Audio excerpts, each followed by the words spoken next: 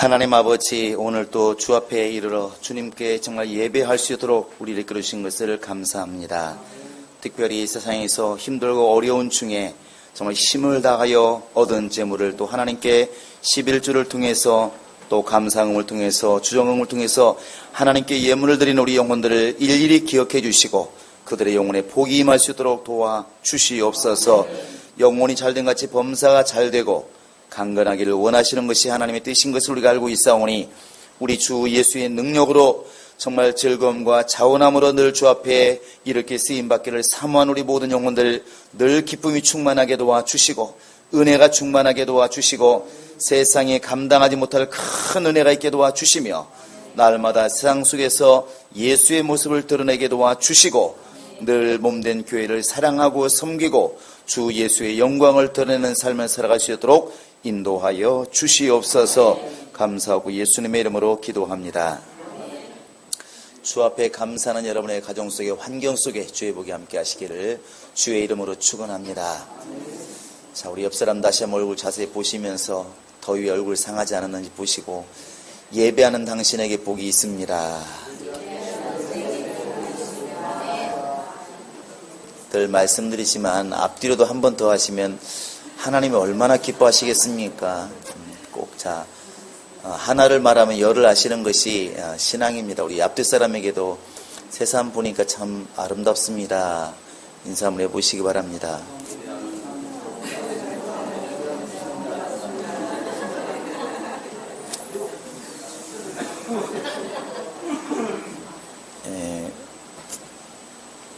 한국 사람은 항상 이렇게 말할 때 우리도 거기에서 벗어나지 않기 때문에 말하기가 좀 조심스러운 게 있습니다. 그러나 어쨌든 한국 사람들은 빈말을 잘 안 하고 살아왔기 때문에 사실 이렇게 빈말을 잘 안 하게 되고 이렇게 그러다 보니까 표정도 상당히 근엄하고 무섭습니다. 근데 어쨌든 시대가 바뀌었으니까 우리도 많이 바꿔져 나가는 것이 옳지 않을까 생각이 들고 우리끼리는 속을 아니까 괜찮은데 우리를 모르는 저 타인들이 우리를 볼 때 참 얼굴 고약하게 생겼네, 표정 참 그렇네, 말도 참 싸납게 하네, 이렇게 하면 안 될 것 같습니다. 여러분 그런 의미로 옆 사람 보면서 연습 한번 해보시기 바랍니다. 참 얼굴이 보기 좋고 은혜가 있는 것 같습니다.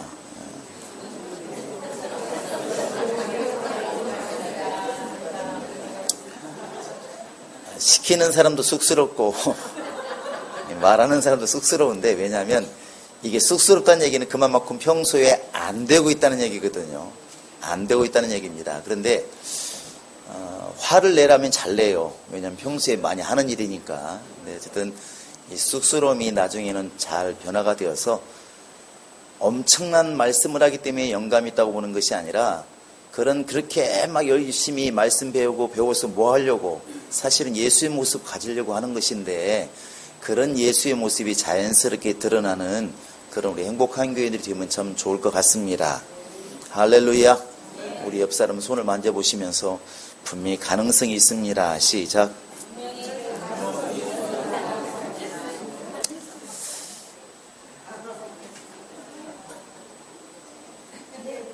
기독교 역사가 근 한 2000년 됩니다. 예수님이 이 땅에 왔다 가신 지가 2000년이 넘었는데 그 2000년 동안 예수님만 왔다 가신 게 아니라 많은 사람이 왔다 갔습니다. 베드로도 왔다 갔고 또 우리나라도 많은 사람이 왔다 갔죠. 그런데 변치 않는 게 하나 있다면 그건 성경입니다. 그래서 기독교에서는 성경을 굉장히 중히 여기는 것이고, 대화를 할 때나 설교할 때는 항상 근본을 드는 게 뭐냐면 말씀에 기록되기를 몇 장 몇 절에 뭐 이런 말씀을 말하게 됩니다. 모든 말의 근원도, 성경의 설교의 근원도 성경에서 찾는 거예요.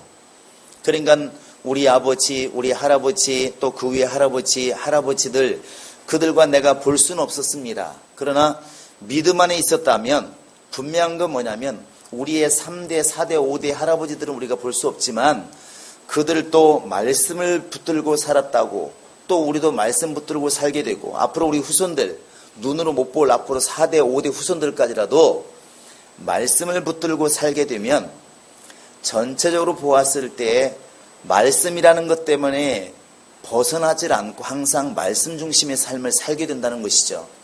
그래서 이 성경이 매우 중요한 것입니다. 오늘 우리끼리는 말로도 할 수 있고 또 경고도 할 수 있고 권면도 할 수 있지만 우리가 볼 수 없는 저와 밑에 사람들에게 어떻게 설교하고 어떻게 권면하겠습니까? 그것은 바로 이 성경인 것입니다. 그래서 성경은 늘 나라의 법처럼 헌법처럼 항상 우리 마음 중심에 있어야 되는 것이 말씀인 것이죠. 여러분 항상 말씀은 가까이 하시고 말씀을 늘 묵상하시고 말씀을 이렇게 많이 좀 상고하시기 바랍니다. 아셨습니까? 많은 사람들이 얘기하기를 이 세상을 손바닥 보듯이 한다는 말을 많이 하는데 우리 교인들은 성경을 좀 손바닥 보듯이 보는 그런 자랑이 되었으면 좋을 것 같아요. 나는 서울시는 손바닥 보듯이 볼 수 있다. 나는 우리 집의 부엌에 살림살이 눈에 안 봐도 서랍에 뭐가 있더니 손바닥 보듯이 볼 수 있다. 당연한 것이지만 그런 논리로 말하면 예수 믿는 사람들은 성경을 손바닥 보듯이 봐야 정상이잖아요. 그래 안 그래요? 여러분 그렇게 되도록 지금부터 노력하시면 아마 몇 년 안 가면 가능하리라 믿습니다.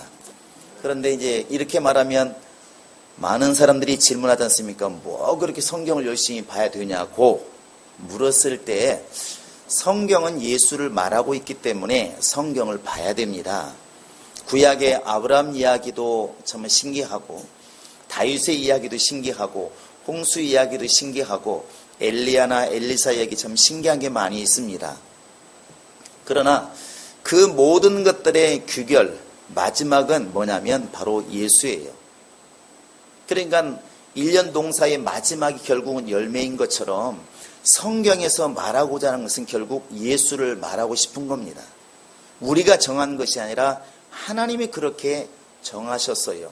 그래서 예수님이 이 땅에 계실 때 요한복음 이제 5장 39절에서 너희가 영생을 얻으려고 성경을 많이 읽지 않느냐, 상고하지 않느냐. 이 성경이 곧 나에 대해서 말하고 있다. 이렇게 예수님 말씀하셨습니다. 결국 구약 성경을 그 39권이라는 성경을 똘똘똘 뭉쳐서 줄여서 딱 두 자로 말하면 예수라는 것이죠. 결국 우리가 성경을 읽어야 될 이유는 예수를 알기 위해서입니다. 예수를 제대로 믿기 위해서 또 예수를 제대로 따르기 위해서 우리가 예수를 이 성경을 이렇게 읽게 되는 것이죠. 여러분 성경은 오직 예수를 말하고 있습니다. 이렇게 가야 우리의 신앙이 맞는 것이죠. 자, 성경은 예수를 말하고 있다. 시작. 성경은 예수를 말하고 있다. 그래서 히브리서 기자도 믿음의 주요 온전케 하시는 예수를 바라보자 이렇게 말합니다. 예수를 바라보자. 그게 믿음이에요.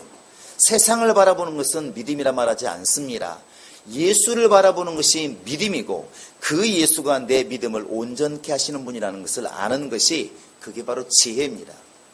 그런데 그 예수를 성경에서는 다른 표현으로 목자와 감독이라는 말로 오늘 이렇게 말하고 있습니다. 우리 한번 25절 읽어보실래요?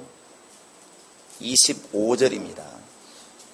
자, 시작. 너희가 전에는 양과 같이 길을 잃었더니 이제는 너희 영혼의 목자와 감독 되신 이에게 돌아온다. 자, 예수는 우리의 목자가 되시고 감독이 되신다. 이게 이제 하나님의 결론입니다. 우리는 믿어지기도 하고 그런가 하기도 하지만 하나님이 성경을 통해 이렇게 말씀하시기 때문에 맞다고 생각합니다. 그러니까 예수를 우리는 구세주 이렇게 부르기도 하지만 다른 말로는 우리의 목자, 우리의 감독 이렇게 보는 것이 맞다는 것이죠. 우리는 이 목자라는 개념이 잘 이렇게 안 들어와 있습니다. 여러분 어린 날에 여러분 혹시 소를 한번 50마리 이상 키워보신 분 계시나요? 아니면 염소를 한 20마리 키워보신 분 아무도 없나요? 그럼 오리라도 닭이라도 20마리 키워보신 분 계시나요? 저도 염소는 뭐 20마리까지 키워본 적이 있는데 그렇다고 목자라는 말 잘 안 씁니다. 사진으로는 많이 봤고 비디오로 많이 봤잖아요. 뭐 우즈베키스탄이라든지 뭐 이란이라든지 이런 데 보면 막 목자가 양을 갖다 수백 마리 몰고 다니고 개들이 뒤에 쫓고 이런 걸 많이 봤습니다. 적어도 이 목축업을 생업으로 하는 사람들을 우리가 목자라고 말을 해요. 그런데 우리는 이게 좀 낯선데 이 당시에 아브라함도 사실 그 가나안 사람이 아니잖아요. 바다를 건너 강을 건너온 사람, 우리 히브리라는 말을 쓰는데 다른 나라에서 건너온 사람이에요.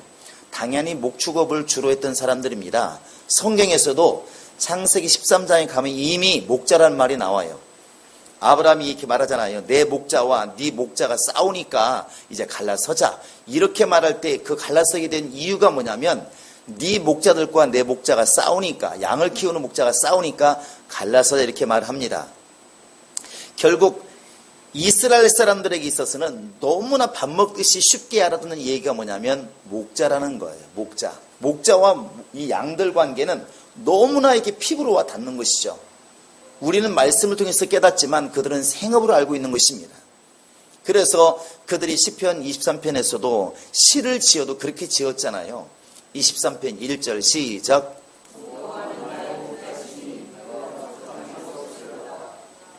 1절만 엉겹게 따라가신 분이 2명 있습니다. 자, 여호와는 나의 목자시니. 그들은 시를 지어도 그렇게 짓는 거예요. 왜? 하나님을 알고 있으니까 내가 아무리 살고 싶어도, 내가 아무리 잘 되고 싶어도, 내가 뭘 하려고 해도 하나님이 이끌어주지 않으면 안 된다는 걸 알고 있는 거예요. 그래서 양들이 저녁이 되면 주인이 문을 잘 걸어잠가서 이리가 못 잡아가게 하고, 아침 문 열어서 이렇게 다 나가서 풀 뜯어먹게 하고, 그다음 병들면 치료해주고, 그리고 겨울 되면은 저 아랫동네 따뜻한 데 데려가서 겨울을 나게 만들고, 이제 날씨가 풀리면 저 산 위에 데려 올라가서 풀을 뜯게 만들고, 이게 이제 목자라는 것이죠. 그들은 이걸 삶으로 살고 있기 때문에 너무나 잘하는 것입니다. 언젠가 이렇게 그 다큐멘터리를 보니까 저 중앙아시아 쪽에 이제 목동들이 겨울 되면 저 아랫동으로 이사를 가야 되는데 눈이 이렇게 쌓였어요. 그러니까 거기를 파미르공을 넘어가면서 이렇게 가는데 양들도 태어난 지 얼마 안 된 양들이 있더만요. 새끼 양들.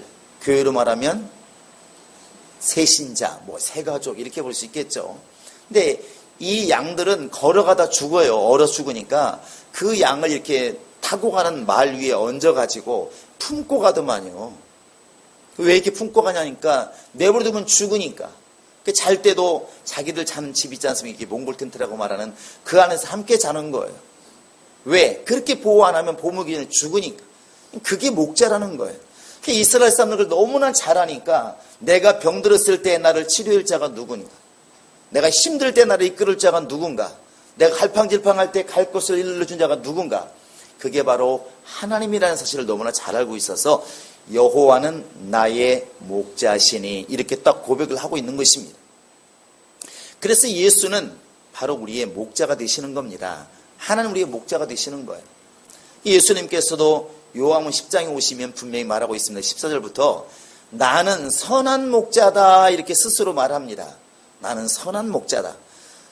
바로 도적은 사람들을 죽이고 멸망시키지만 또 나쁜 목자들은 결국 싹 생기고 급할 땐 도망갔지만 나는 양들을 위해서 죽는다 이렇게 말합니다. 나는 양들을 위해서 목숨을 내놓을 만큼 나는 양을 사랑하고 있다. 진짜 목자라는 것이죠. 그래서 예수님께서 나는 그냥 목자라는 말 앞에 선한 말을 붙였어요. 선한. 나는 선한 목자다. 진짜 목자라는 것이죠. 우리가 예수를 바라볼 때 여러 가지로 볼 수 있습니다. 내 영혼을 구원하신 분 이렇게 말할 때는 구세주 이렇게 말하잖아요. 또 이렇게 말할 때 우리가 예수를 나를 이끌어 가시는 분 말할 때는 바로 이제 목자다 이렇게 볼 수 있는 것이고, 내 영혼을 책임지는 자가 누구냐? 감독이다 이렇게 볼 수가 있다는 것이죠. 그게 누구냐? 바로 예수님이십니다. 할렐루야. 그분이 바로 여러분과 지금 나의 목자라고 성경이 지금 일러주고 있는 것입니다. 그런데 목자 그러면 목자가 뭐하냐 할 수 있잖아요. 목자는 앞서가는 자입니다. 그래서 양들을 갖다 아침에 문을 열어놓고 내버려 두는 게 아니라 따라와 그래가지고 양을 다 데리고 가잖아요. 오늘은 서쪽 산으로, 내일은 동쪽 산으로, 그리고 목이 마를 때쯤 되면은 데리고 내려가서 물을 먹이고, 이게 바로 이제 목자가 하는 거예요. 이 양들은 이 목자만 따라가면 야, 풀을 뜯기도 하고, 목자만 따라가면 물을 먹기도 하고, 목자만 따라가면 쉬기도 하는 거예요. 바로 이 목자가 선구자고, 바로 이제 앞서 나가는 바로 이제 지도자가 되는 것입니다. 여러분, 그래서 한번 21절에 보시면 바로 예수님이 왜 목자이신가를 분명히 말하고 있습니다. 자, 21절을 같이 봅니다. 시작. 이를 위하여 너희가 부르심을 받았으니 그리스도도 너희를 위하여 고난을 받으사 너희에게 본을 끼쳐 그 자취를 따라오게 하려 하셨느니라. 예수님께서 고난을 받으사 너희에게 본을 끼쳐 따라오게 하셨느니라. 앞서갔다는 얘기예요. 예수님이. 그래서 우리의 진짜 목자가 되시는 겁니다. 바로 이 세상의 교회를 이끌어가는 목자들에게도 베드로는 분명히 말합니다. 베드로서 5장에 보시면 너희는 양무리를 치되 부득이함으로 치지 말고 양무리의 본이 되어라, 이렇게 말을 하죠. 본이 된다는 말이 뭐냐면 앞서서 먼저, 이런 뜻을 가지고 있지 않습니까? 그러니까 바로 예수님께서 본을 보였다는 얘기는 우리 인생들보다 먼저 그분이 고난을 받으시고 어떻게 살아가야 할지를 잘 이렇게 직접 보여주셨다는 얘기입니다. 그래서 예수님 보시면 어떻게 신앙생활을 해야 제대로 하는 것인가를 잘 이렇게 알 수 있습니다. 우리 한번 이제 22절, 23절을 보시면 어떻게 예수님이 살았는가 금방 보입니다. 우리 한번 22절, 23절을 읽습니다. 시작. 그 입에 거짓도 없으시며 욕을 당하시되 맞대어 욕하지 아니하시고 고난을 당하시되 위협하지 아니하시고 오직 공의로 심판하시는 이에게 부탁하시며. 이게 누가 이렇게 했다고요? 예수님이 이렇게 하신 겁니다. 그러니까 성경을 읽으면서 이렇게 많은 의구심이랄까 의심이랄까 좀 의아한 게 뭐냐면 우리 인간이 행하기 참 어려운 부탁들이 많이 있어요. 명령들이. 여러분 70번이 7번이라도 어떻게 해라? 때려라, 용서해라. 그렇게 하고 계시나요? 되던가요? 우리 엄마들 흔히 하는 말, 내가 한두 번이 말을 안 해 이놈아. 이 말은 뭐냐면 내가 참는다 못 참는다? 못 참는다는 거예요. 그러니까 오늘 말합니다. 야, 오늘 게임하지 마. 내일 또 얘기합니다. 게임하지 마라. 그리고 집 교회에서 회개합니다. 또 모레 갑니다. 게임하지 말라고 그랬다. 내 이제 한 4일 체험 어떻게 돼요? 내가 컴퓨터를 때려 부숴버리든지 너 갈라 쓰든지 이렇게 하면서 하는 말이 부모들 똑같잖아요. 내가 참는 것도 한계가지. 내가 한두 번이란 말도 안 해. 이 말은 내 사실 한두 번이 아니고 기독교인들은 어떻게 얘기를 해야 돼요? 내가 70번에 7번이라면 내가 말을 안 해. 이렇게 해야 맞는 거예요. 근데 우리는 교회 다니면서도 말은 세상 사람처럼 말하고 있습니다. 내가 한두 번이란 말을 안 해. 사실 10번이나 말하면 안 되는 것이 이제 말씀이죠. 근데 사실 돼요, 안 돼요? 잘 안 돼요, 우리끼리니까. 그 다음에 왼뺨을 때리면 어떡하라고요? 오른뺨을 돌려대라고. 여러분 그렇게 하고 계시나요? 주먹이 날아가나요? 왼뺨을 때리면 어떻게 돼요? 먼저는 안색이 변하고 눈이 커지고 주먹이 불끈불끈 쥐어지고 얼굴 붉어지기 시작합니다. 벌써 속에 끓어오르는 게 있는 거예요. 잘 돼요, 안 돼요? 그러면 오리를 가자는 사람에게 십리를 같이 가자고 그러잖아요. 그러면 여러분 이 더운 날에 35도 가는데 누군가가 만약에 걸어가야 되는데 야, 나랑 좀 같이 가줄래? 그러면 아멘 그러고 가십니까? 아니면 속에서 벌써 이제 갈등이 생깁니까? 갈등이 생기는 게 정상인 거예요. 이게 쉽지 않다니까 그러네요. 주의 말씀을 가만히 들어보면 너무 힘든 거예요. 근데 주님께서 이것을 우리에게 명령하셨어요. 이게 정말 지금 우리에게 주신 말씀인데 가만히 생각해 보면 이렇게 지금 누가 했다는 겁니까? 예수님이 하셨다는 거예요. 예수님은 자기를 욕하는 사람들에 대해서 직접 욕하지 않으시고 자기의 채찍질을 하는 사람들에게 대신 욕하지 않으시고 자기를 잡으러 오는 사람들에게 똑같이 칼을 들고 덤비지를 않았어요. 오히려 베드로가 말고의 귀를 떨어뜨렸을 때 그 사람을 갖다 혼낸 게 아니라 베드로 혼내잖아요. 베드로야, 칼을 도로 집어 넣어라. 내가 그렇게 가르쳤냐? 이렇게 말을 해요. 마지막 자기를 죽이는 사람들을 보면서도 예수님께서는 아버지여 내 원수 갚아주세요. 저놈들 찢어 죽이세요. 이렇게 하지 아니하시고 어떻게 하셨나요? 저들의 죄를 저들에게 돌리지 마옵소서 이렇게 말하잖아요. 오히려 자기를 죽이는 사람들에게 복을 빌어주시는 거예요. 그게 예수님이에요. 그런 거 보면 예수님께서 70번 7번이라 용서를 해라, 왼뺨을 때려갈라 오른뺨을 돌려대라, 이런 말들이 주님 자신에 대한 말씀이라는 걸 금방 알 수 있어요. 우리는 원래 본성 자체가, 사람은 이게 잘 안 됩니다. 악해서만 그런 것이 아니라 원래 본성 자체가 잘 안 돼요. 여러분, 예수님이 행했다고 그러는데 우리하고 비교를 해볼까요? 그래도 세상 사람은 좀 나은 거지만 한번 22절 보시기 바랍니다. 자, 그는 죄를 범하지 아니하시고. 여러분, 나에게 적용이 돼요, 안 돼요? 자, 옆 사람 얼굴 한번 다시 보시면서 집사람 얼굴 혹시 이름 아시면 누구는 죄를 범하지 아니하시고 한번 보시기 바랍니다. 이게 쉽지 않은 거예요.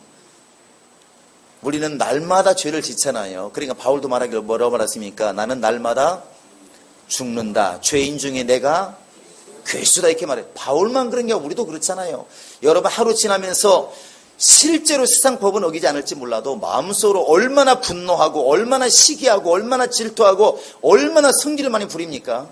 그 자체가 죄잖아요. 그런데 히브리서 4장 15절에 보시면 예수는 우리와 같이 고난은 받으시지만 죄는 없으시니라, 이렇게 말을 해요. 이게 바로 예수님이십니다. 우리는 그게 잘 안 돼요. 원래 본성 자체가 죄 가운데 태어났기 때문에 분명히 다윗도 말하지 않습니까? 바로 내 어머니가 죄 중에 나를 출생하였으며, 우리 스스로가 날 때부터 죄인이었기 때문에 죄의 본성을 가지고 있습니다.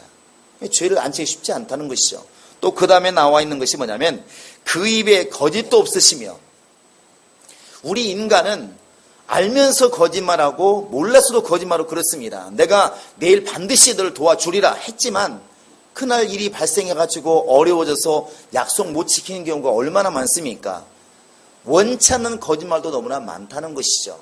또 23절에 보시면 욕을 당하시되 맞대어 욕하지 아니하시고. 여러분, 이게 우리에게 적용을 시켜보면 쉬워요, 안 쉬워요? 누가 여러분을 욕하면 여러분 맞대어 이렇게 욕하지 않는 게 쉬워요, 안 쉬워요? 참을 수는 있어요. 근데 뭐가 벌개지더라고? 얼굴이 벌개지는 것이죠. 왜? 속에서 막 분노가 나오니까. 예수님은 욕을 먹어도 대신 욕하지 않았다는 거예요. 그런데 우리는 반반이어서 누군가가 나를 때리면 옆에서 막 거들어. 김 집사가 맞으면 박 집사가 거들어. 그걸 가만히 두었어? 어떻게 해야지? 한 대 맞으면 10대를 때려야지. 발모가지를 뿌려버리지. 가만히 두었어? 이런 말들 그냥 쉽게 하는 거예요. 원수 갚으라는 거예요. 근데 그게 언제 시원하게 들리는 거예요. 또 우리도 듣는 사람도 시원하게 들려. 왜? 우리 육신의 자체가 자꾸만 죄로 관련한 본성이 있어 그렇다는 것입니다. 여러분, 여러분의 자녀가 학교에서 맞고 돌아왔습니다. 여러분, 누구를 나무래시나요? 누구를 나무래세요? 둘 중에 하나겠죠. 너는 도대체 손이 없냐, 발이 없냐, 등신이냐, 비싼 밥 먹고 왜 맞고 다니냐. 보통 이렇게 말을 해요. 근데 그건 잠깐이고 다음날 누가 간다고? 엄마가 간다, 기다려라. 그러니 학교를 갑니다. 그리고 어떤 놈의 자식이 갖고 막 그 때린 아이를 막 이제 잡아 먹으려고 하고, 그 아이를 징계하지 않으면 이제 막 선생님을 갖다가 막 이제 막 혼내죠. 사람 심리가 누구나 할 거, 믿는 자나 안 믿는 사람이나 뭔가 손해봤다고 생각하면, 누군가가 내가 손해봤다고 생각하면 10배로 갚아줘 속이 시원한 것이 사람 마음이에요. 그 믿음의 사람들도 똑같다는 것입니다. 똑같은 거예요. 그런데 만약에 믿음의 사람들이 예수를 보지 않으면 그렇게 행동이 자연스럽게 나가는 겁니다. 여러분, 몇 년 전인가 이렇게 우리나라의 큰 몇 차 안 가는 그 기업의 회장이 야구방망이 들고 때린 거 기억하시나요? 많이 기억하시는군요. 그 왜 그런 일이 벌어졌나요? 자기 아들이 맞은 거예요. 자기 아들이 맞으니까 어떤 놈의 새끼들이 우리 아들 뗐다고 그래갖고 야구방망이 들고 와가지고 때렸어요. 야, 한 대 때릴 때면 20만 원 줄 테니까 맞아. 내가 그냥 객감 물 거야. 그리고 막 때렸어요. 야구방망이를. 여러분, 시원해, 안 시원해요? 대답을 못 하겠죠. 내 자식이 맞았는데 내가 때리면 시원하겠어요, 안 시원하겠어요? 어려운 질문을 하고 있습니다. 부모로서는 100번 이해가 되지 않나요? 여러분 자녀가 맞고 왔을 때 여러분 가만히 있을 건가요? 한번 손을 들어볼까요? 여러분 자녀가 만약에 밖에서 맞고 들어오면 여러분 어떻게 하시겠습니까? 그냥 가만히 있을 겁니까? 아니면 쫓아가서 뭐 해보겠습니까? 말로만 해보세요. 어쩔 거예요? 그냥 가만히 있을 겁니까? 쫓아갈 겁니까? 지금 설교 때문에 말을 못하고 계시는데 여러분 속마음을 얘기하라는 겁니다.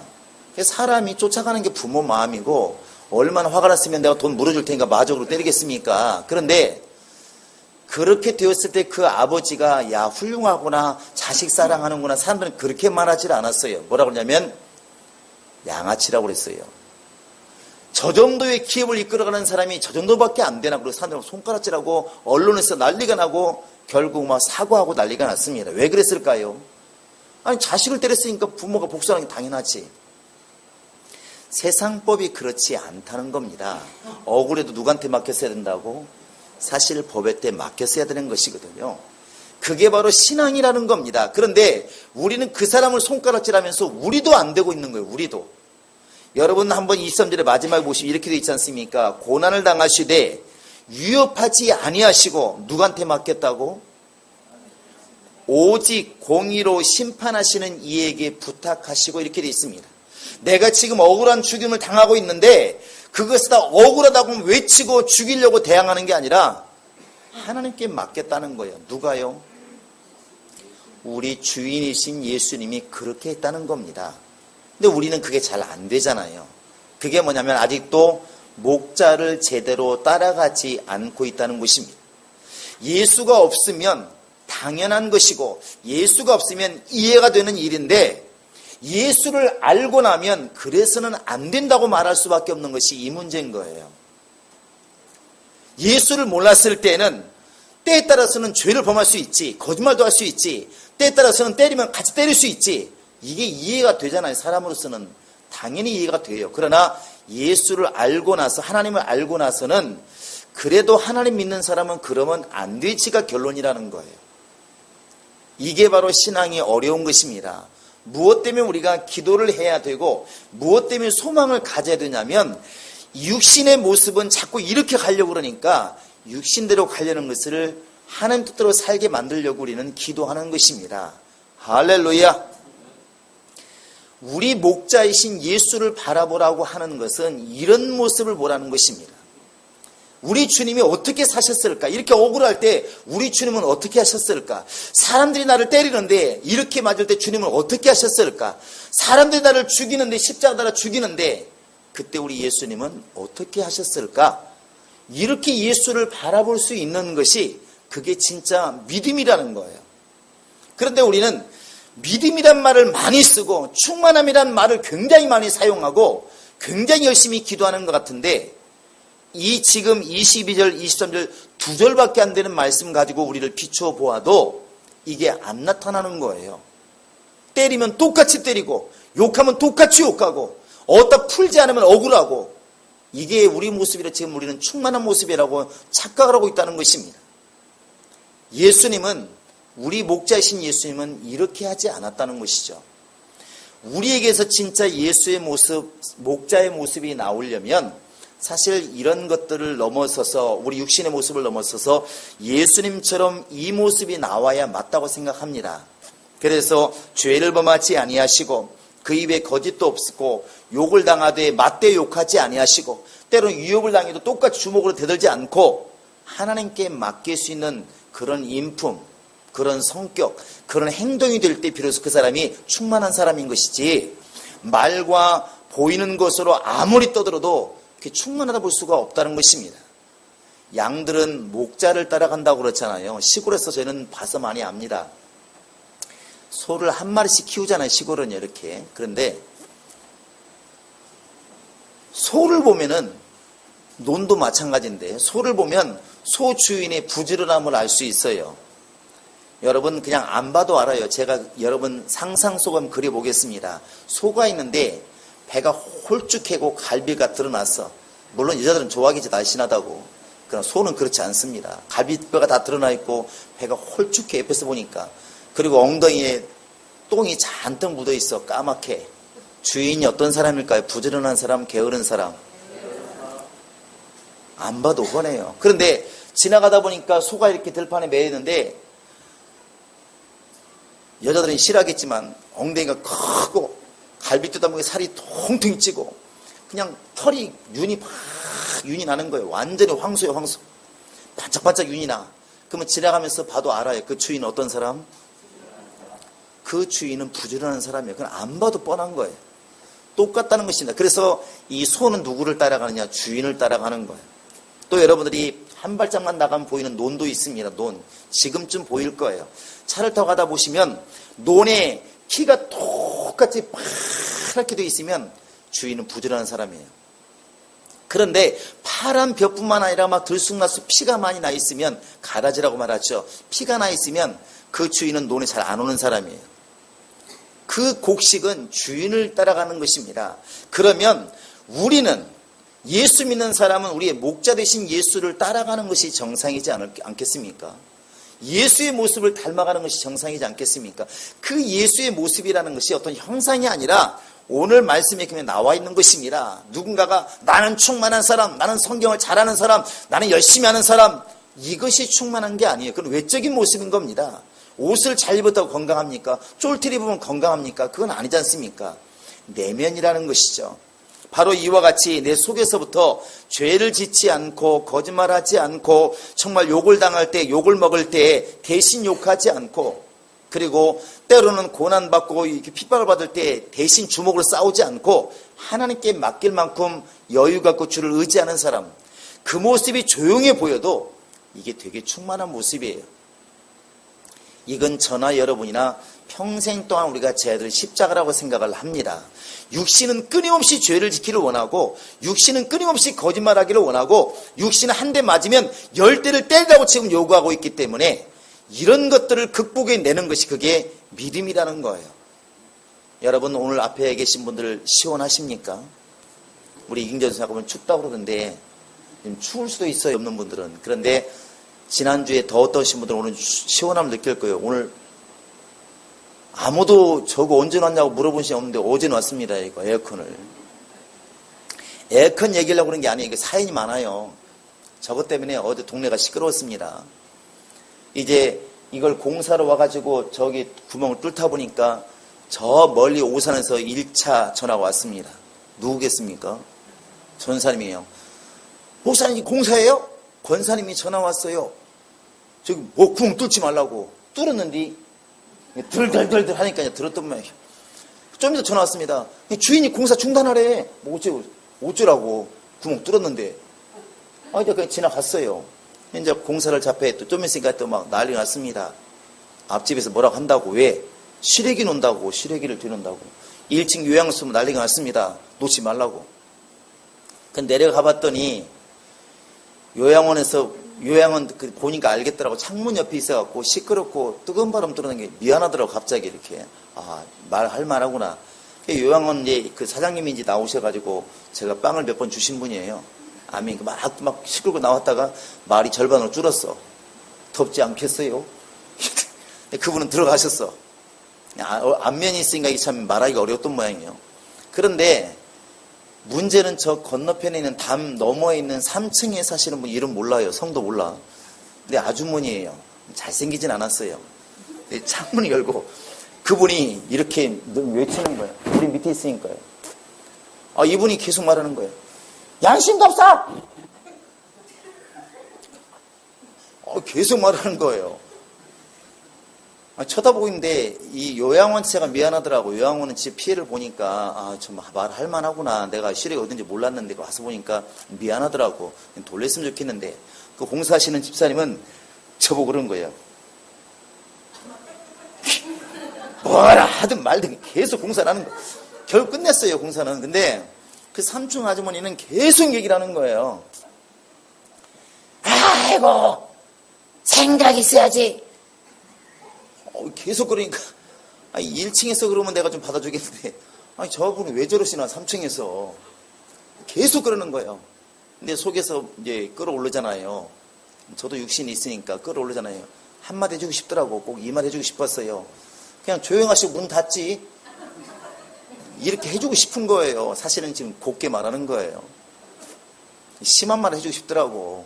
그런데 그렇게 되면 교회라는 걸 알고 목사라는 걸 알고 그러면 오늘부터 아마 우리는 말씀을 전하자면 그분은 이제 교회에 욕을 전할 거라고 분명히 아랫집 윗집 전하면서 뭐라고 그러겠습니까? 야, 저 교회 이상하더라. 아, 양심도 없더라. 목사 되게 싸납더라. 분명히 이럴 것 같아서 불을 보도 뻔하잖아요. 그러니까 이제 속에 북을 끓는데 그냥 거기서 싸울 것 같아가지고 분명히 저도 한마디 하거든요. 또 그러니까 이제 그냥 올라와 있었어요. 그냥 모른 채 했어. 그때 이제 나중에 보니까 이 1층에 저 있을 때는 없었는데 이제 또 아마 아저씨가 오셔가지고 되냐 안 되냐고 못하겠나 봐요. 그렇게 해가지고 이제 나중에 공사 끝내고 와가지고 목사님 못 들겠어요. 공사하신 분이 얘기한 거예요. 그렇게 묵묵무답으로 뭐라 하든 공사든 그 뚝심 어디 가고 목사님 안 되겠어요. 주중에 옮겨야 될 것 같아요. 그냥 못 들게 됐는데 뭐 사진 찍고 고발한다고. 근데 쓰려면 뭐 어떻게 알아서 하세요. 그래 이제 김영찬 선생님 가서 지금 얘기를 하고 아마 이렇게 했는데 지금 틀었는데 안 올라온 거 보니까 그분들이 출근 안 했는지 모르겠습니다. 말하고 싶은 것은 저 3층에서 얘기하는데 1층은 제가 말하는데 미안한 마음이 자꾸 드는 거예요. 지금 사람이라는 걸 말씀드리는 겁니다. 그런데 3층에서 말하는데 저분한테는 별로 안 미안한 거예요. 제가 안 미안한데 막 저분이 막 말을 한 번 하고 들어갔으면 아이고 좀 잘 지냈지 이렇게 하든지 교회 사는 일에 좀 도와주지 이랬으면 얼마나 고마웠겠어요. 그런데 계속 말을 하니까 저 들어올 때까지 말을 했으니까 아이고 양심도 없네 어쩌래 계속 그러니까 속에서 막 끓어오르는 거예요. 그때 퍼부었으면 이제 예수의 모습은 없는 거예요. 이 말을 하고 싶은 겁니다. 저나 여러분이나 같지 않나요? 우리는 죄를 짓는다는 것이 가만히 있는데 옆 사람 때릴 리가 뭐 있습니까? 억울하니까 때리는 것이고 답답하니까 때리는 것이고 죽겠으니까 때리는 거 아니겠습니까? 그런데 그것이 정당화되는 것이 세상이에요. 맞으면 때려야지 어떻게 가만히 있냐 이렇게 말하는 게 세상이고 모든 사람이 이해를 합니다. 그러나 예수 앞에서 그게 과연 변명이 될 것인가 우리 한번 돌아보자는 것이죠. 하나님 저 사람이 3대 때렸어 나 1대 때렸어요. 뭐가 잘못됐는데요? 과연 주님 앞에서 그렇게 말할 수 있겠느냐는 것이죠. 그럼 예수님이 그러지 않겠습니까? 나는야 죽을 때까지도 말 안 했다. 야 그럼 나는 등신이냐 병신이냐 이렇게 말하지 않겠습니까? 아니라는 것이죠. 여러분 우리가 예수님은 나의 목자십니다. 좋은 뜻으로 받을 게 아니라 우리 목자는 이렇게 나에게 살라고 먼저 보여주셨구나. 힘들어도 참으시고 욕을 먹어도 참으시고 가시가 mell려가는 써도 가만히 계시고 때로는 침뱉음을 당하고 모욕을 당해도 대신 욕하지 않으시고 우리 목자가 그런 분이시구나. 나의 스승이 그런 분이시구나. 내 영혼을 책임지는 분이 그런 분이시구나. 우리가 이렇게 한 번만 생각한다면 세상 사람이 인정한다 할지라도 아닌 것은 아니라고 말할 수가 있지 않을까 생각이 듭니다. 우리 행복한 교인들은 세상 사람들이 이해해 준다고 옳다고 생각하지 마시고 예수님 앞에서 예수님은 그렇겠지만 나는 못합니다 이런 신앙이 아니라 나 예수님처럼 살아보려고 애쓰고 있으니까 나 좀 도와주시기 바랍니다. 나는 원래 성품상 잘 안 되기도 하고 환경 때문에 안 되기도 하지만 주님이 나를 도와주시면 죄를 안 지을 수 있을 것 같고 사람 나를 때려도 주님이 도와주시면 참을 수 있을 것 같고 주님이 나를 도와주시면 정말 억울해도 말하지 않고 주님께만 이를 수 있는 그런 마음이 될 수 있을 것 같습니다. 이렇게 우리가 마음 먹고 기도하면 이게 옳은 것이 아닌가 생각을 하고 이게 진짜 충만함이라고 생각을 합니다. 여러분 우리 행복한 교회는 요란하지 않아도 이런 마음들로 바꿔져 갔으면 참 좋을 것 같습니다. 교회 안에서는 굉장히 뜨겁고 충만한데 세상에선 욕을 먹는 이유가 이런 모습이 안 드러나기 때문에 그런 것이 아닌가 생각이 듭니다. 몇 시간씩 하늘을 뚫을 만큼 기도를 하는데 정작 성품을 통해서 환경을 통해서 이런 모습이 전혀 드러나지 않아 버리니까 이제 교회가 예수의 모습을 드러내지 못하고 있다는 것이죠. 이건 쉬운 건 아닙니다. 본성을 거스르는 것이기 때문에. 그러나 기도하면 못할 것도 없지 않을까 생각이 듭니다. 우리 모든 교인들은 성령을 통해서 감동을 받으시고 나의 목자가 되시는 예수님, 나의 책임자이신 바로 감독자가 되신 예수님, 그분이 이렇게 사셨다는 것을 다시 한번 기억하면서 억울한 일을 당할 때, 욕을 먹을 때, 때로는 정말 우리가 고난을 당할 때 그 목자 되신 예수를 바라볼 수 있는 그런 여유와 믿음이 있기를 주의 이름으로 축원합니다. 이 시간 이 문제를 놓고 기도하겠습니다. 하나님, 나는 원래 죄짓기를 좋아하고 거짓말하기를 좋아하고 욕을 당하면 같이 욕을 해대고 한 대 맞으면 10대를 때리고 싶은 것이 내 본성이지만 예수님이 이런 길을 다 극복하시고 이기셨으니 나는 예수를 따르는 사람으로서 예수님처럼 살게 하소서. 이런 성품, 이런 모습이 내 안에 있게 하소서. 다 같이 우리 기도하겠습니다.